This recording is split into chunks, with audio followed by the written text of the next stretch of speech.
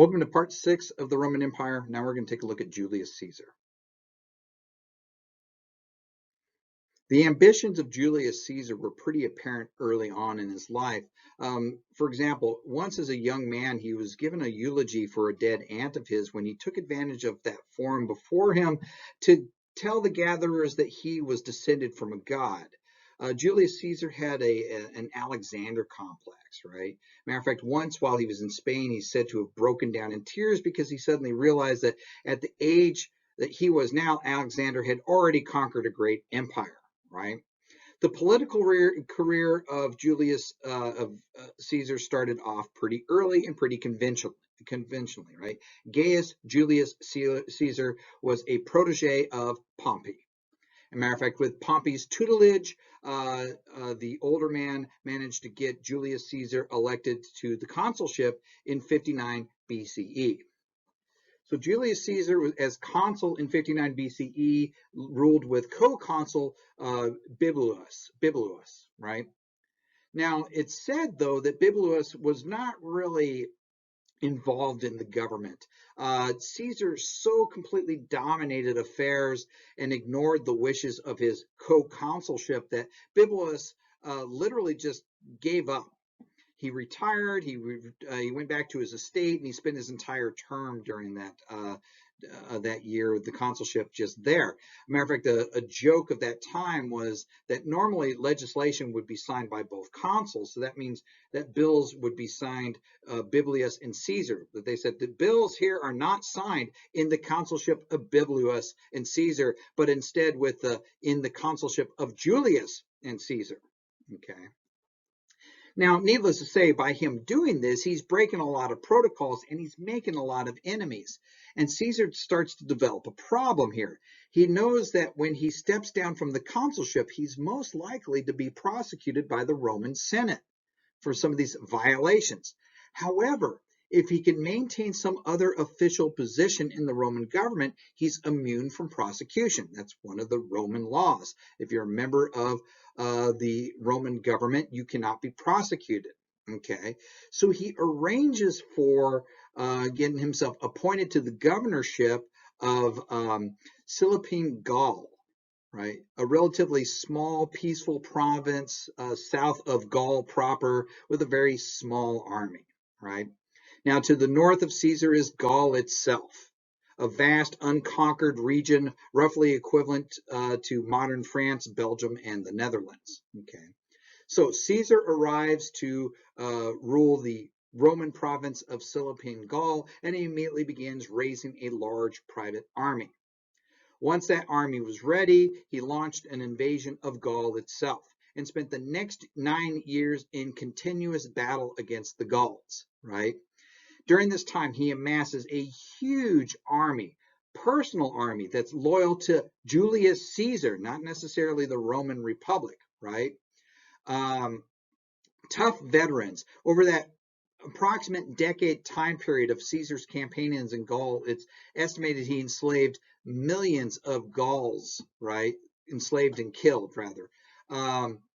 Even the Romans thought Caesar's actions were a little bit over the top and questionable. As a matter of fact, at one point, a bill was put forth in the Senate to have Caesar turned over to the Gauls as a war criminal.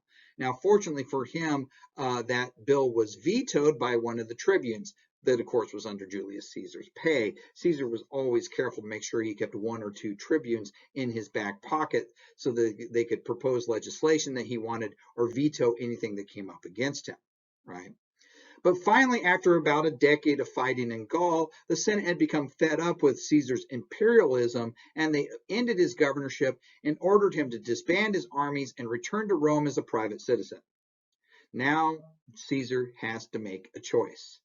If he returns as a private citizen, he knows the moment he sets foot in Rome, he's going to have his enemies begin filing lawsuits against him. So he can either obey the Senate and face the end of his career, or he can place himself above the state. Well, Julius Caesar decides that dignitas clearly outweighs the importance of the republic, and so with those famous words, the die is cast, he crosses the Rubicon River and marches on Rome. Now he's guilty of treason, right? The Roman Senate is completely surprised by this. They don't know what to do. So what do? They turn to the only man they can think of that could possibly oppose the power of Julius Caesar, and that was his former mentor, Pompey. Pompey agrees to help the Senate, which is kind of ironic. The person who arguably had done the most to undermine the institution of the Republic itself had now become the final defender of Roman republicanism, right? What follows is a colossal civil war that's going to be waged across the Mediterranean from Spain to Greece. Pompey was overconfident that he could defeat Caesar, but he was defeated time and time again. And finally, on August 9th, 48 BCE, Pompey was decisively defeated by Julius Caesar at the Battle of Farceless. All right. As a result of this loss, Pompey was forced to flee, and he fled to Egypt, which at the time was still a Hellenistic kingdom, part of the Ptolemaic Egypt, right?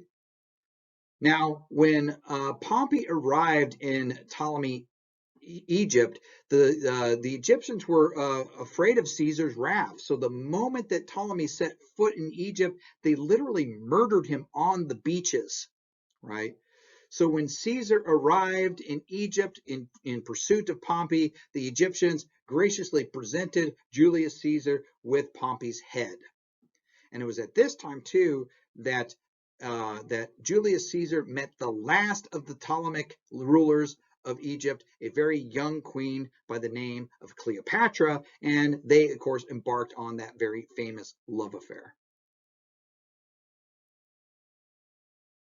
So Julius Caesar is now the ruler of Rome, and he's facing a big problem. A few problems, really.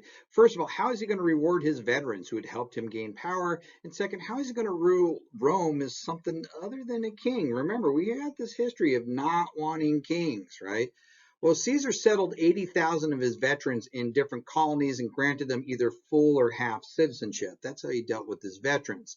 He built a series of public works at Rome, and he even reformed the Julian or the calendar, bringing it back in alignment with the seasons. The calendar, by the time Julius Caesar became the dictator of Rome, the calendar was 4 months out of alignment. Right, this Julian calendar that he establishes with only a few tweaks by Pope Gregory the 14th is still the calendar we use today. Right, he began his rule by having himself elected to the consul over and over and over again every single year. I mean, that's one way, because then there's a second council. It's a way to be a king but not really seem like you're a king. But you can only pull that off so many times, right?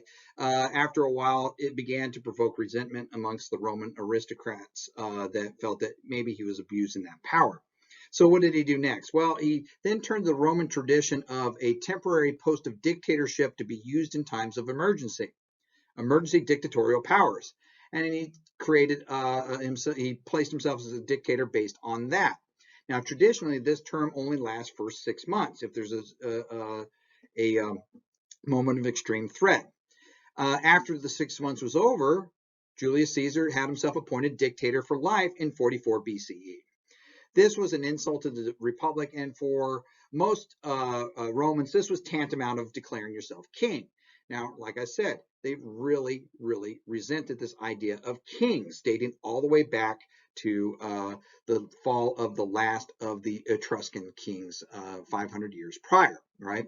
Now, Romans' resentment was not helped by Caesar's own arrogant behavior, right? He had the Senate decree that everyone must take a loyalty oath to him personally. One of the months after he realigned the calendar, he renamed after himself, calling it July. He had statues of himself put in temples as if he was some kind of god. He had priesthoods established in his honor, and he was rude to senators, not even pretending that he was their peers. So there's this general sense that Caesar was too much like a king, and in Roman history, when you have trouble with a king, there's one family you turn to, the Brutus family, and this is no exception. One of Julius Caesar's closest friends was a direct descendant of the Brutus who expelled Tarquin from the kingship there and the establishment of the Republic 500 years prior. In 44 BCE, a conspiracy was formed around Brutus, and on the Ides of March 15th, 44 BCE, Brutus and a group of senators attacked and stabbed Julius Caesar to death on the floor of the Senate. In what might be a sense of poetic justice, Caesar fell dead in front of a statue of Pompey the Great. Now, the Roman historian Gaius Suetonius Tranquillus wrote that bystanders would later say that Caesar looked at Brutus and said, not et tu, Brute, that's Shakespeare, said, Kai su teknon, which means you too, child. But both Suetonius and the Greek-born Roman historian Plutarch would later agree that he likely didn't say anything at all, right? But the Romans now were rid of Caesar, but the Roman Republic was descended into a pattern of civil war.